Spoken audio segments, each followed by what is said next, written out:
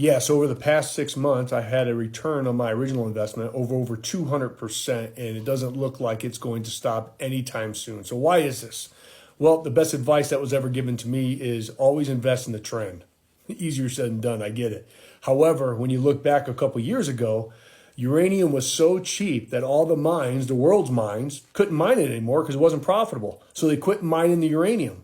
Well, we have hundreds of nuclear reactors throughout the world that continue to use uranium. And guess what? Now there's a shortage. And price, as you can see, is going bonkers. It's going through the roof. So that's why I had a 200% return on my investment. Unfortunately, when you mine, it does take time. So there's going to be a shortage they're predicting for the next 2 years. So what does that mean for uranium?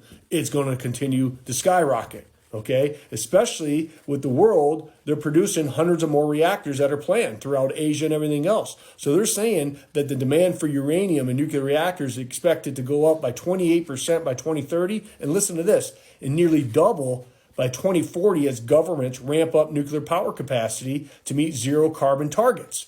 So that's the trend. So where do you invest in? There's many different opportunities for you to invest. Now, look, I'm not a financial advisor. I'm just like you.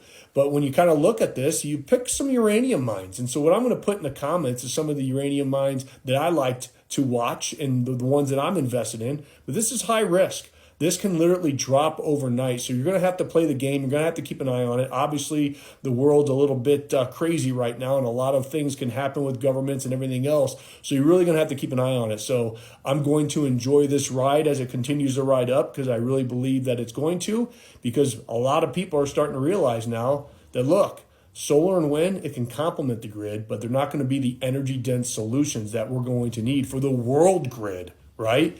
Because nuclear power is 24/7. The byproduct is steam.